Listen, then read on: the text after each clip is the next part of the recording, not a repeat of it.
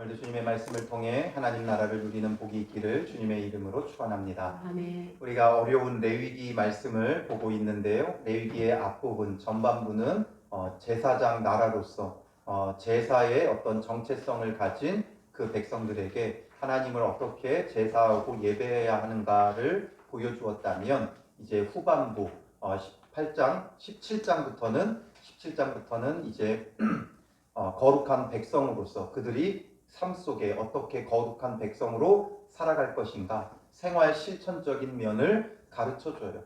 그렇게 함에 있어서 가장 먼저 하나님께서 말씀하셨던 것이 뭐였어요? 가축을 잡을 때 반드시 회마가 여호와 앞에서 잡으라 그랬어요. 왜냐하면 이런 것들이 그 당시 아무 데서나 잡다 보면 우상 숭배하는데 받쳐질 수 있기 때문에 반드시 하나님 앞에서 잡으라는 것. 그리고 먼저 하나님 앞에 드려져야 된다 그랬어요. 그래서 피와 기름은 하나님 앞에 드리고 이제 나머지 고기는 쓸 수 있는 거죠. 그래서 제사를 드리는 건 하나님 앞에 바쳤겠지만 식용으로 쓰는 고기들도 그렇게 해야 된다는 것을 굉장히 강조했고, 그리고 피를 먹지 말아라.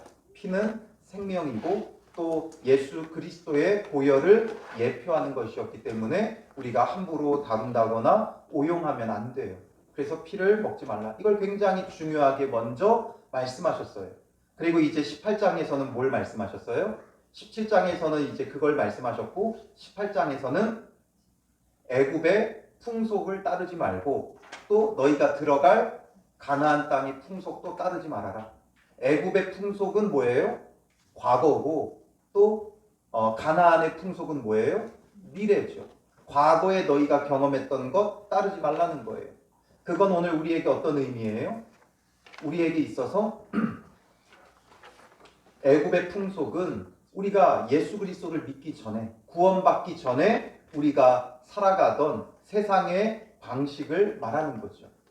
그리고 이제 반대로 가나안 땅의 풍속은 뭐예요? 하나님께서 그래서 가나안에 있는 족속들을 다 내쫓았다라는 거죠. 그러니까 그들이 범죄함으로 하나님이 쫓아낼 수밖에 없었던 그런 일들을 너희가 답습하지 말아라. 오늘 우리에게는 그럼 어떤 의미가 있어요? 먼저 교회에 내려오는 안 좋은 습관들이 있어요. 전통들이 있어요. 전통은 좋은 전통도 있지만 악습도 있기 마련이에요. 그러므로 이제 교회에 내려오는 악습들은 없애야 돼요. 한국 교회에, 특히나 한국 교회에만 내려오는 악습들이 있어요. 또 우리 교회에 우리도 모르게 우리가 습관적으로 만들어낸 어떤 좋지 못한 모습들이 있어요. 이런 모든 것들을 철저히 배격해야 돼요. 그래서 우리는 주님 안에서 바른 이제 믿음의 삶의 기준을 세워가야 한다라는 거죠. 그러면서 가장 중요하게 먼저 다뤘던 건 뭐예요? 음란의 문제였어요. 음란과 간음과 이런 문란함, 결국 하나님께서 심판하시기 직전에 모든 이 성경의 역사 가운데 하나님께서 벌하시고 심판하기 직전의 그 상태를 보면 성적으로 굉장히 문란하고 타락한 사회가 되어지죠. 그래서 거기서는 이제 음란의 문제를, 간음의 문제를 먼저 하나님께서 이제 말씀하셨어요. 그리고 이제 19장으로 넘어오면서 어떤 주제를 다루시는가? 2절 말씀 한번 우리 같이 읽어볼까요? 너는 이스라엘 자손의 온 회중에게 말하여 이르라. 너희는 거룩하라. 이는 나 여호와 너희 하나님이 거룩함이니라. 아멘. 이제 본격적으로 주님께서 말씀하려는 건 너희는 거룩하라라는 거예요. 이 레위기의 주제가 바로 이 2절 말씀이에요. 19장 2절 말씀이 레위기에 어떻게 보면 요절이라고 볼 수 있어요. 뭐 하나님께서 이게 요절이다 말씀하시지는 않았지만 이 레위기서를 아우를 수 있는 핵심이 되는 요절은 바로 이 2절이에요. 너희는 거룩하라라는 거죠. 이것 때문에 레위기를 기록했어요. 제사장 나라로서 어떻게 거룩하게 하나님 앞에 제사하고 예배할 것인가, 또 거룩한 백성으로서 어떻게 거룩한 삶을 살아갈 것인가, 이것에 대해서 말하죠. 하나님은 왜 우리에게 거룩을 요구하세요? 왜냐하면 나 여호와 너희 하나님이 거룩함이니라. 하나님이 거룩하시기 때문에 우리에게 거룩을 요구해요. 우리에게 없는 것을 요구하는 것이 아니라 본래 우리는 하나님의 형상대로 지음 받았어요. 그러므로 하나님이 거룩하시다면 본래 우리도 어떠해야 되는 거예요? 하나님 형상대로 지음 받았기에 우리도 거룩해야 되는 게 당연해요. 우리가 죄인됨으로, 우리가 범죄함으로 하나님의 그 거룩한 형상을 우리가 스스로 더럽힌 거예요. 그런 하나님의 형상을 우리가 스스로 찢어버린 것이고 우리가 내다 버린 것이에요. 그러므로 이제 주님과 함께하기 위해서는 거룩하신 하나님이시기에 하나님의 그 거룩함의 형상을 우리 안에 회복하는 게 중요해요. 하나님의 백성이 되었으면, 이제 하나님의 자녀가 되었으면 우리는 반드시 하나님의 형상을 회복해야 돼요. 그러므로 하나님의 형상을 한마디로 표현한다면 거룩이죠. 거룩하신 하나님을 우리가 회복해야 돼요. 우리 안에 그 거룩함이 회복해야 하나님과 영원히 함께하며 교제를 누릴 수 있는 거죠. 그러므로 우리가 거룩을 잃어버리는 것은 곧 하나님을 잃어버리는 거예요. 내가 거룩을 잃어버리면 결국 나의 거룩만 잃어버리는 게 아니라 하나님도 잃어버린다고요. 아담과 하와가 하나님과 함께 영원토록 에덴 동산에 거할 수 있었죠. 그러나 그들이 범죄하는 순간 하나님과의 관계가 끊어졌고 그들이 거룩을 잃어버리면서 범죄하는 순간 하나님과의 관계가 단절되고 하나님을 잃어버린 자가 되는 거예요. 하나님을 찾아야 되는 존재가 됐죠. 오늘 우리도 마찬가지예요. 우리 안에 거룩함을 잃어버리면 하나님도 잃어버린다라는 거예요. 거룩은 어떤 신앙의 수준이나 단계를 말하는 것이 아니에요. 믿음, 결국 곧 거룩이에요. 예수님을 믿는다는 건 곧 거룩하게 산다라는 거예요. 예수님을 믿었기 때문에 우리가 그 다음에 신앙의 수준을 따라서 거룩의 절차를 밟아가는 게 아니라 믿음은 곧 거룩이라고요. 우리가 거룩할 수 없기 때문에 그 거룩의 방법으로 하나님이 주신 게 믿음인 거예요. 우리는 스스로 거룩할 수 없기에 그 거룩의 방법으로 믿음을 주셨다고요. 예수 그리스도를 믿을 때 예수님의 그 거룩이 내게 들어오게 하셨다고요. 그러므로 우리가 거룩함을 유지해야 돼요. 거룩함을 소유해야 돼요. 예수 믿었다는 건 예수님의 거룩함이 내 안에 들어왔다는 것이고 내 안에 회복되어졌다라는 것이죠. 그러므로 모든 믿는 자들은 거룩해야 돼요. 우리는 예수님을 믿는다 하면 어떤 개념을 가져요?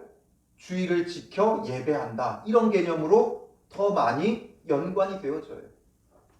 예수 믿는 사람들 하면 어떤 사람들입니까? 주일날 교회 가는 사람들, 주일날 예배 드리는 사람들, 이렇게 개념이 완전히 무너진 거예요.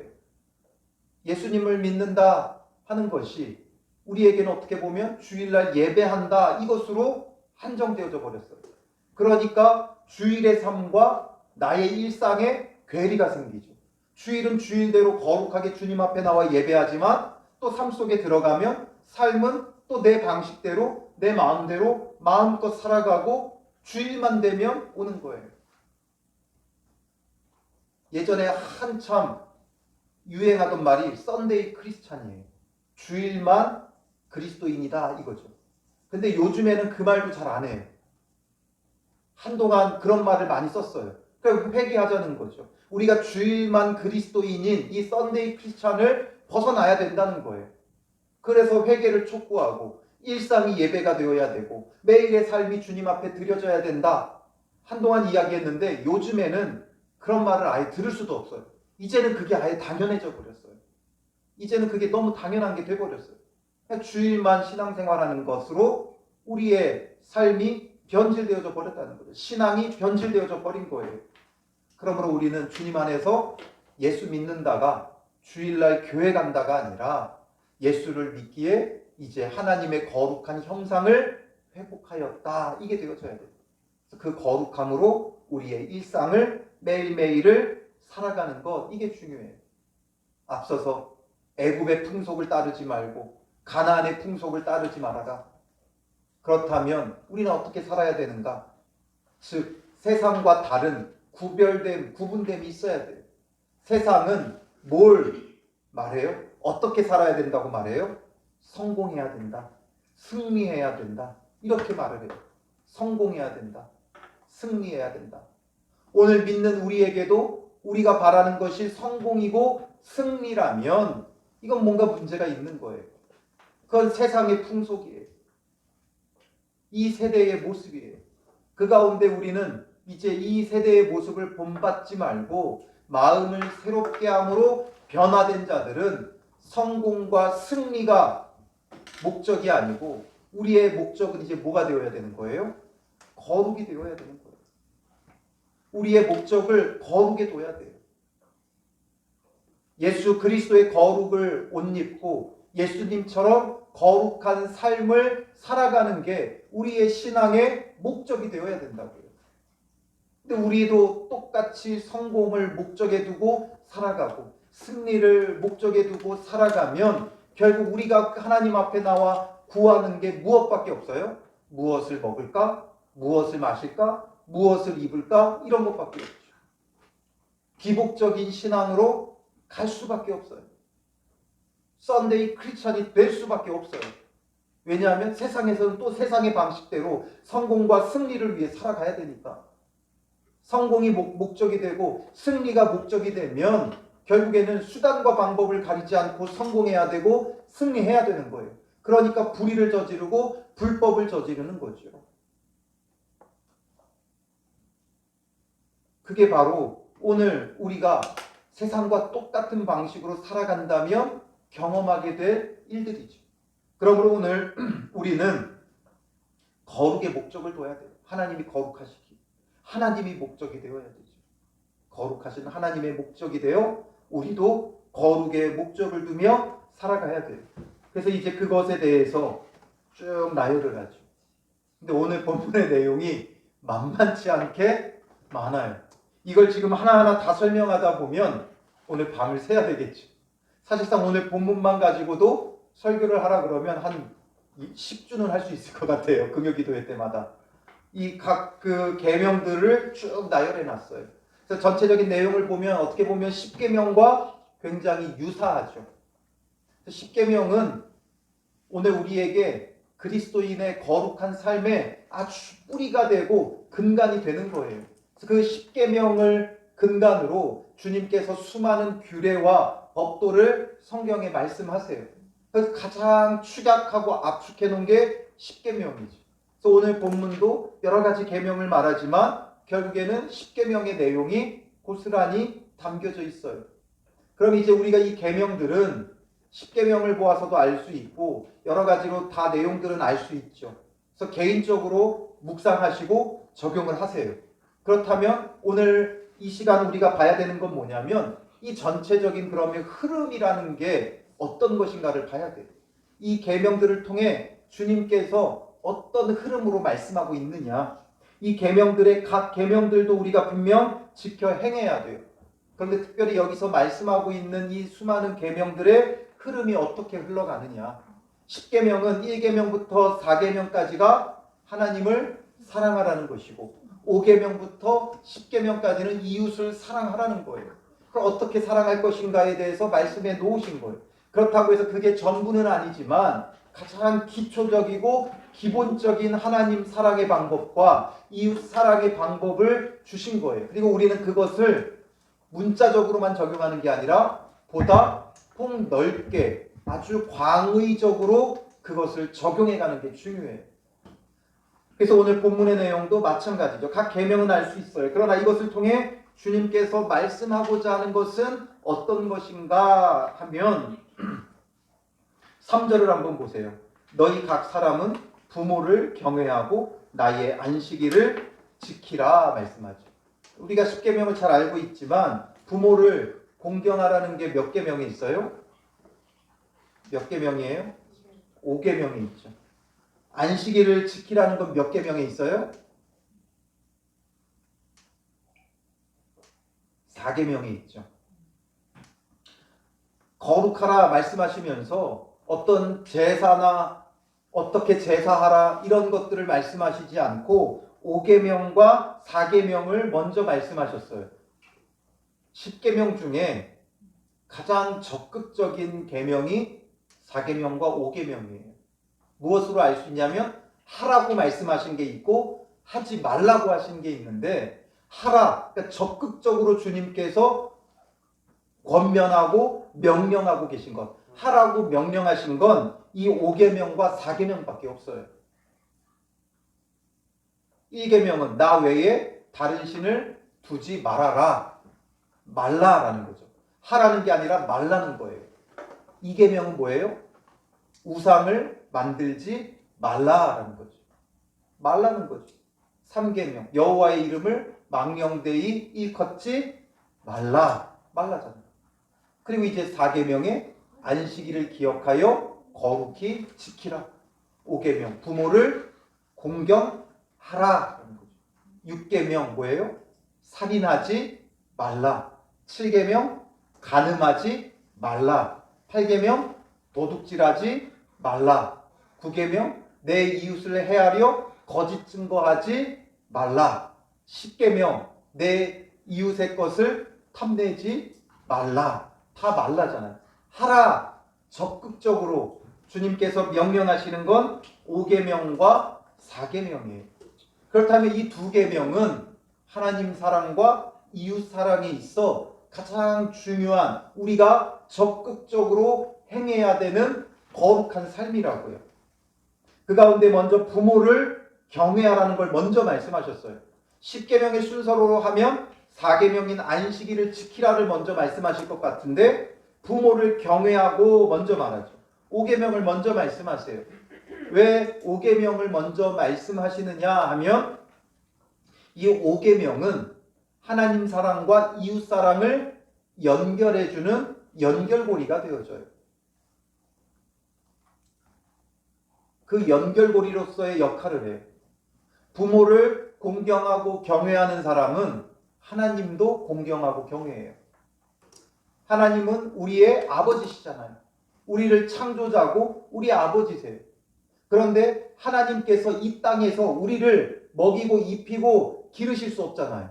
하나님은 영이시기 때문에 육인 우리를 이 땅에서 돌보며 젖먹이며 기저귀 갈아주며 키울 수 없잖아요. 하나님의 대리자로서 하나님이 주신 위치가 바로 부모의 위치인 거예요. 그러므로 부모를 공경하는 건 곧 하나님을 공경하는 거예요. 그리고 부모를 공경할 수 있는 사람은 부모의 그 위치가 하나님의 대리자기도 하지만 또 이웃 사랑의 첫걸음이기도 해요. 가장 내가 사랑할 수 있는 이웃, 그게 바로 부모죠. 나의 자녀가 아니라 부모예요. 자녀는 자연스럽게 내리사랑이 갈 수밖에 없어요. 부모는 자녀를 그냥 사랑해요. 그런데 자녀가 부모를 사랑하는 건 또 다른 차원이에요. 그렇기 때문에 부모를 공경할 수 있는 건 하나님을 공경할 수도 있는 것이고 이웃을 존중하고 사랑할 수 있는 아주 중요한 근간이 돼요. 여기서 참 특이한 게 하나 있는데 원래 5계명은 뭐예요? 내 부모를 공경하라라는 거죠. 공경하라는 히브리어의 카바드라는 말을 번역한 거예요. 이건 명예롭게 하다 이런 뜻이에요. 명예롭게 하다. 부모를 명예롭게 해야 되는 거죠. 그런데 여기서는 공경이라는 말을 쓰지 않고 뭐라고 번역했어요? 부모를 경외하고. 같은 단어를 이렇게 번역한 게 아니에요. 여기서의 경외라는 말은 히브리어의 야레라는 말이에요. 경외. 이 경외한다라는 말은 사람한테 쓰지 않아요. 경외한다는 건 어디에 써요? 오직 하나님께 쓰죠. 하나님을 경외한다 이렇게 쓰죠. 경외한다는 건 참 오묘한 표현이에요. 경외한다는 건 두려워하면서 또 한편으로는 사랑하는 거죠. 집에서의 아버지의 위치가 주로 이럴 때가 많이 있어요. 아버지가 무섭기도 하지만 또한 좋기도 하죠. 그게 바로 경외예요. 그래서 하나님에 대해서 우리가 두려워도 하지만 또 그 하나님을 사랑하고 섬기기도 하죠. 바로 그 경외예요. 근데 부모를 경외하고 말씀하셨어요. 야레라는 히브리어 단어를 쓰셨다라는 거죠. 14절로 쭉 내려가 보면 내 하나님을 경외하라 하면서 하나님을 경외하는데 이 경외라는 말이 쓰이는 거예요. 그러니까 부모의 위치가 하나님의 대리자로서 하나님 대하듯 부모님께 해야 된다는 거예요. 그 모습을 보면, 부모님께 어떻게 하는가에 대한 모습을 보면 그 사람이 하나님에 대하여 어떤 태도를 가지고 있는가를 우리가 알 수 있다라는 거죠. 그래서 부모님을 경외해라 말씀하셨어요. 하나님을 향한 그 태도를 알 수 있고, 또 이것이 이웃 사랑의 첫걸음이고 기초가 되어지는 거예요. 그래서 십계명의 하나님 사랑과 이웃 사랑의 연결고리에 바로 이 5계명이 담겨 있는 거예요. 그래서 어떻게 보면 이 5계명은 이웃 사랑보다는 하나님 사랑에 더 가까운 계명이에요. 그리고 이웃 사랑에도 연결해주는 계명이 5계명이에요. 그리고 나서 안식일을 지키라 말씀하셨어요. 안식일을 통하여 안식일이 이제 우리의 삶의 기준의 날이 되어지는 거예요. 그리고 이 안식일의 규례를 보면 나만 안식하는 게 아니에요. 안식일이라는 게 나만 안식하는 게 아니라 내 아들이나 딸이나 남종이나 여종이나 문 안에 머무는 객이라도 아무 일도 하지 말아라 말씀하시죠. 심지어 남종, 여종까지도 일하지 않고 쉬게 하는 거예요. 이것을 통해서 나도 안식할 뿐만 아니라 내 이웃도 안식하게 해야 돼요. 나는 안식하면서 이웃은 일하게 하면 안 돼요. 사장님들 중에 그런 분들이 참 많아요. 나는 주일이라고 교회 가고 직원들은 출근시켜서 일시키는 그런 그리스도인 사장님들이 있어요. 이런 것들이 옳지 못하다는 거죠. 그래서 하나님을 향한 이 거룩이, 오늘 본문의 내용을 보면 하나님을 향한 이 거룩함이, 하나님을 사랑함이 어디로 흘러가야 된다는 거예요? 이웃 사랑으로 흘러가는 것. 이게 바로 거룩이라는 거예요. 내가 거룩하니 너희도 거룩하라 말씀하셨는데, 주님이 말씀하고 계신 이 거룩이라는 게 어떤 종교적, 제의적 그런 거룩이 아니라, 우리는 거룩하면 자꾸만 어떤 종교적인 어떤 그런 거룩함으로 가는데, 하나님이 말씀하신 거룩은 하나님을 사랑하기 때문에 그 하나님 사랑이 우리의 삶 속에 이웃 사랑으로 흘러가고 나타나는 것을 주님은 거룩이라고 말씀하고 계신다라는 거죠. 그래서 오늘 본문의 말씀을 보면 결국에는 이 거룩이 이웃 사랑으로 다 나오는 거예요. 앞서서 나왔던 내용들은 대부분 하나님 사랑이었어요. 그런데 이것이 이제 진정한 우리의 거룩이란 하나님을 사랑하고 섬기기 때문에 이게 이웃 사랑으로 흘러가야 한다는 거죠. 그래서 앞부분에는 1절부터 8절까지는 하나님을 향한 규례를 말하고 있고 9절부터 18절까지는 이웃과 사회를 향한 규례를 말하고 있어요. 즉 여기서 말씀하고자 하는 것은 하나님을 향한 우리의 사랑과 하나님을 향한 우리의 거룩함이 이웃 사랑으로 흘러가야 된다는 거예요. 10계명의 두 돌판이 하나님 사랑, 이웃 사랑 따로 있는 게 아니라 하나님을 사랑하니까 그 사랑이 이웃 사랑으로 흘러가야 된다는 거예요. 그래서 하나님 사랑이 나오고 이웃 사랑이 나오는 거지, 하나님 사랑, 이웃 사랑 따로 있는 게 아니라고요. 예수님께 물었죠. 가장 크고 첫째 되는 계명이 무엇입니까? 뭐라고 말씀하세요? 마음을 다하고 목숨을 다하고 뜻을 다하여 주 너의 하나님을 사랑하라. 그리고 또 이어서 뭐라고 말씀하세요? 둘째도 이와 같으니.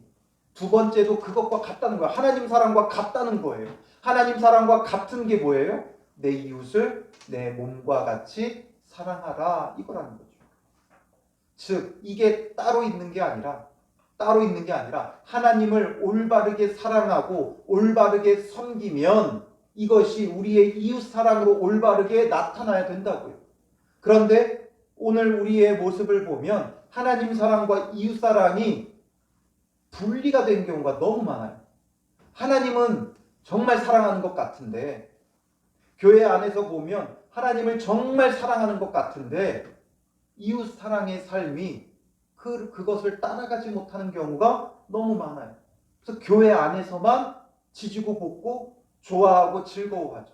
마치 우물안 개구리처럼. 그 안에서만, 교회 안에서만 우리끼리만 좋아하고 즐거워하고 교제하고 나누고 교회 안에서 너무 잘해요. 교회가 너무나 막 북적이고 친밀하고 친교를 나누고 너무 행복해하고 재밌어하고 즐거워하는데 그게 다예요. 이웃사랑의 모습이 전혀 드러나지 않는 거죠. 자기들의 만족, 자기들의 유익을 위해서는 아낌없이 쓰는데 이웃을 위해서는 10원 한 장 쓰려고 하지 않는 그런 모습이 너무 많이 있다는 거죠. 그렇기 때문에 세상으로부터 교회가 비난을 받고 있는 거예요. 정말 참된 하나님 사랑은 이 사랑이 이웃 사랑으로 흘러가야 돼요. 그래서 오늘 본문도 앞에서는 4절에 너희는 헛된 것들에게 향하지 말며 너희를 위하여 신상들을 부어 만들지 말라 말씀하죠. 이렇게 우상 숭배하는 것을 금하며 하나님만을 섬길 것을 말씀하세요. 그리고 이런 하나님의 섬김의 모습이 또 어떠해야 된다는 거예요? 5절에 가보면 너희는 화목 제물을 여호와께 드릴 때 기쁘게 받으시도록 드리고 그 제물은 드리는 날과 이튿날에 먹고 셋째 날까지 남았거든 불사르라 말하죠. 이게 왜 여기에 갑자기 난데없이 등장하느냐? 제사법이 우리가 앞에서 본 제사법 몇 가지를 봤어요? 5가지 봤죠. 5대 제사에 대해서 봤어요. 번제, 소제, 화목제, 속죄제, 속건제. 이 5가지 제사를 하나님께서 명하셨어요. 지켜야 되죠. 드려야 되죠. 그런데 이 가운데 항상 거의 먼저 드려졌던 게 번제와 속죄제였어요. 속죄를 하고 하나님 앞에 온전히 헌신하여 드리는 번제. 그래서 이런 건 번제는 상번제라고 해서 아침 저녁으로 드려졌어요. 근데 이런 걸 말씀하시지 않고 난데없이 화목제를 언급하세요. 왜냐하면 이 화목제는 하나님 앞에 하나님과의 화목함도 누리지만 이웃과의 화목함으로 이게 연결이 되어졌어요. 그래서 먼저 하나님과 화목하기 위해 화목제를 드렸죠. 제사를 드리면서 하나님과의 화목함을 누리고 그것으로 끝난 게 아니라 그 화목함이 이웃과의 화목함으로 연결되기 위해 이 화목제의 제물을 함께 나누어 먹었어요. 함께 나누어 먹었다고요. 그러니까 하나님과의 화목함으로 끝이 아니라 하나님과의 그 화목함이 이웃과의 화목함으로 연결돼야 됐어요. 그래서 그 제물을 언제까지 먹으라고 그랬어요? 드리는 날과 이튿날에만 먹고 셋째 날에 남았거든 불사르라. 그러니까 하루 이틀 먹고 셋째 날에는 불사르자 이게 아니죠. 여기서 말하는 건 셋째 날에는 불살라서 이제 다 없애버려야 돼요. 아깝잖아요. 그러니까 하루 이틀 내에 이걸 다 먹으려면 어떻게 해야 되겠어요? 나눠 먹어야 돼요. 최대한 많이 불러 모아야 돼요. 그래서 이웃들 어차피 불태워 없애버려야 되는 아까운 것이기 때문에 누구나 다 불러 모아가지고 함께 먹는 거예요. 이 가운데 이 화목제를 드리는 경우가 3가지가 있어요. 감사제가 있고 서원제가 있고 자원제가 있어요. 이 가운데 감사제는 제사를 드린 당일날만 먹을 수 있었어요. 이건 더 심했죠. 당일날만 먹을 수 있었어요. 그래서 아마도 이 감사제는 하루만 먹을 수 있기 때문에 가까운 사람들만 먹을 수 있었을 거예요. 그러나 이 서원제나 자원제는 오늘 본문에서 언급하고 있는 대로 이튿날까지 먹을 수 있었어요. 그래서 멀리 있는 친구도 지인도 또 이웃도 다 불러와서 함께 먹는 거죠.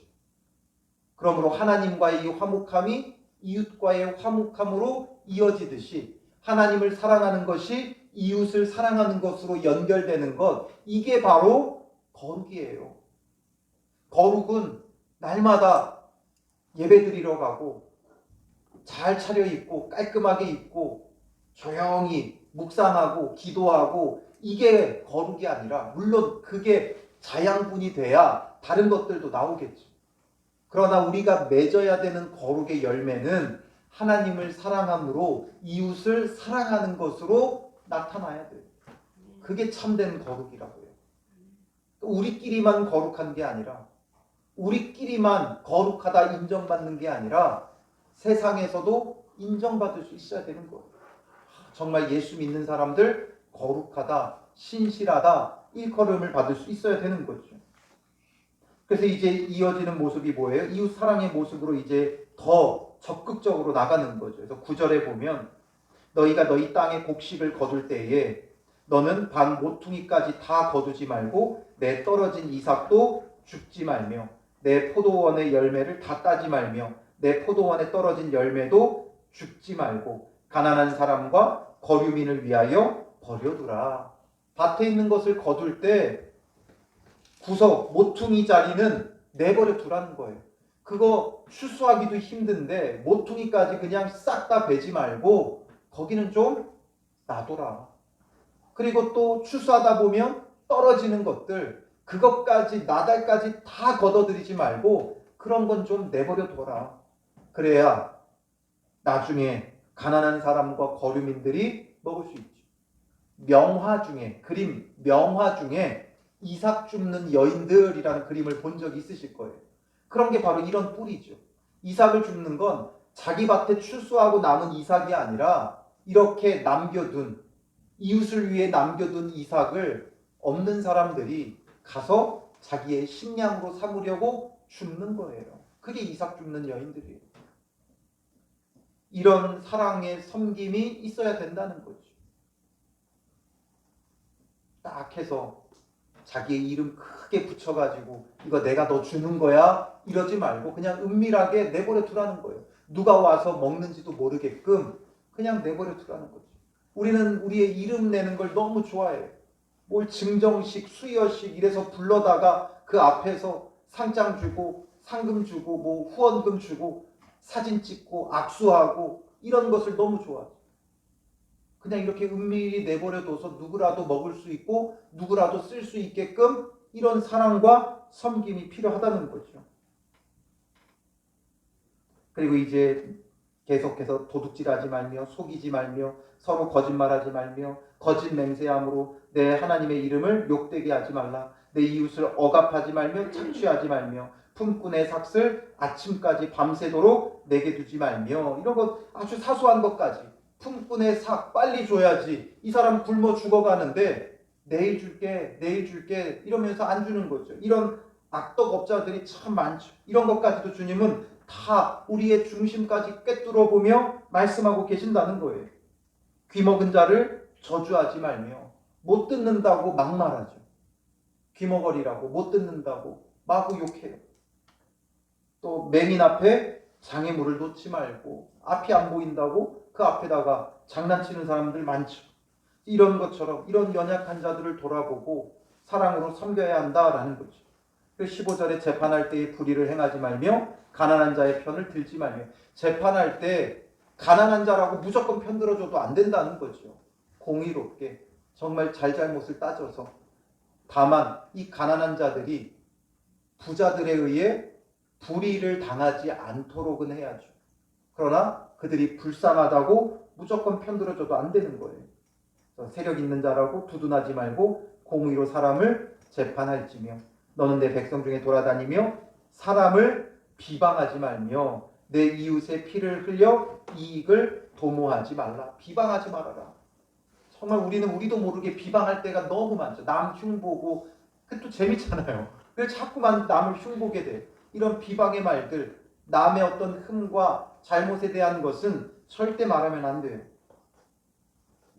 그리고 내 형제를 마음으로 미워하지 말며 마음으로도 미워하지 말라는 거죠. 우리는 말은 안 하지만 속으로 할 때가 너무 많죠. 내 이웃을 반드시 견책하라. 이웃을 또한 반드시 견책하라는 거예요. 사랑한다고 해서 그들의 어떤 실수와 잘못도 무조건 덮어주고 넘어가는 게 아니라 잘못에 대해서는 바로 잡아줘야 한다라는 거예요. 책망하여 바르게 잡아줘야 한다는 거죠. 그러면 내가 그에 대하여 죄를 담당하지 아니하리라. 원수를 갚지 말며 동포를 원망하지 말며. 마지막 결론이 뭐예요?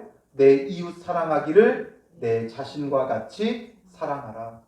너희는 거룩하라가 어디로 연결되어져요? 내 이웃 사랑하기를 내 자신과 같이 사랑하라 라는 거죠. 여러분들은 여러분 자신에게 어떻게 합니까? 최고의 것을 해주죠. 내가 할 수 있는 최고의 것은 자기 자신에게 해요. 나 자신같이 사랑하라는 건 이웃에게 최고의 것을 대접하고 최고의 것으로 섬겨줘야 된다는 거예요.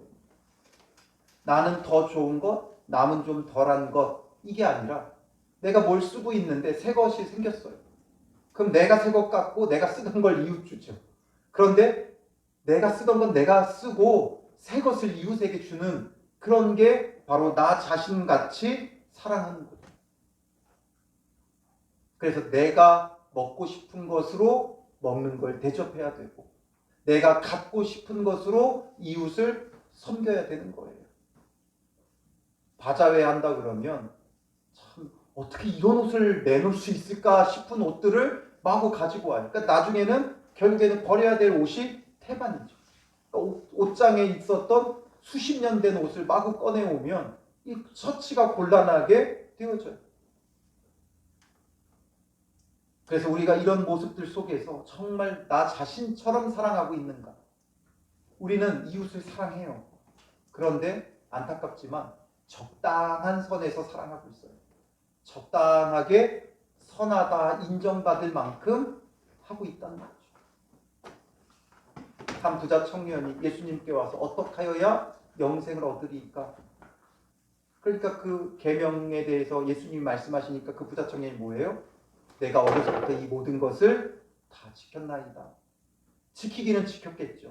어느 선에서 지켰겠어요? 적당한 선에서. 적당하게 남들 눈에 존경받을 만큼 해왔겠죠.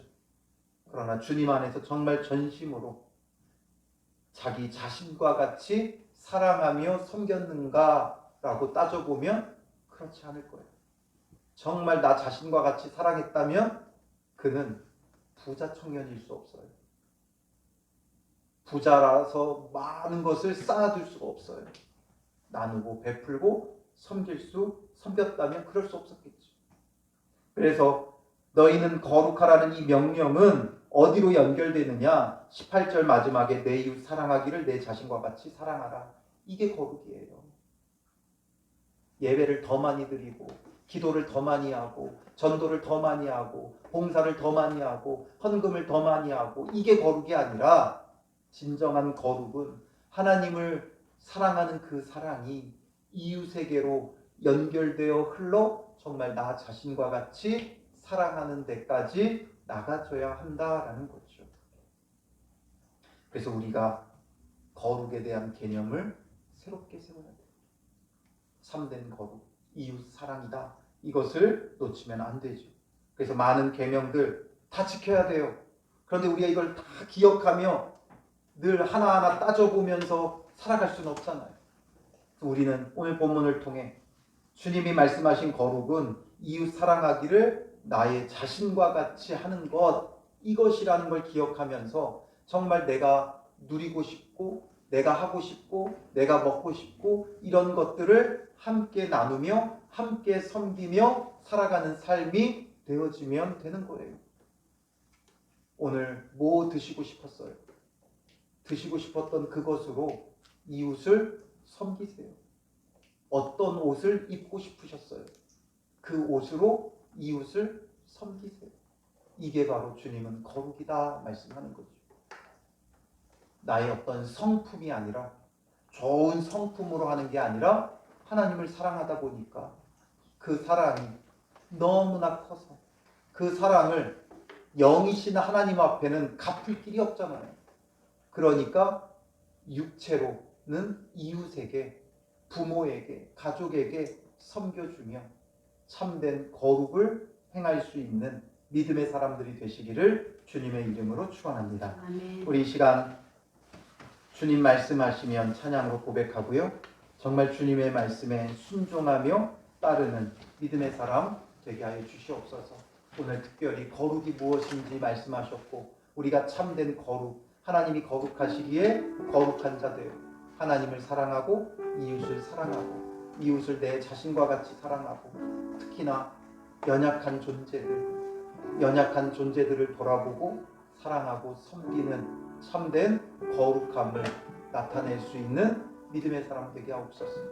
그동안 우리가 그렇게 살아가지 못했던 모습들을 용서하고 교회 안에서는 열심히 거룩한 생활을 했지만 참된 거룩함이 없었음을 회개하고 주님 참된 거룩함으로 하나님을 사랑하는 그 마음이 이웃을 내 자신과 같이 사랑하는 사랑으로 나타나는 열매 맺는 믿음의 사람 되게 하옵소서.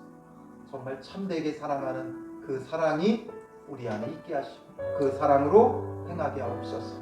우리 기도하고요. 또 특별히 이스라엘과 팔레스타인 지역 아직도 해결되지 않는 이 갈등의 문제들 하루속히 해결되고 참된 평화가 그 땅에 오도록, 또 러시아와 우크라이나 그 전쟁이 속히 종식되어지고 그 땅에 평화가 찾아오도록, 또 여러분들의 가정을 위해 교회를 위해 우리가 함께 기도하도록 하겠습니다.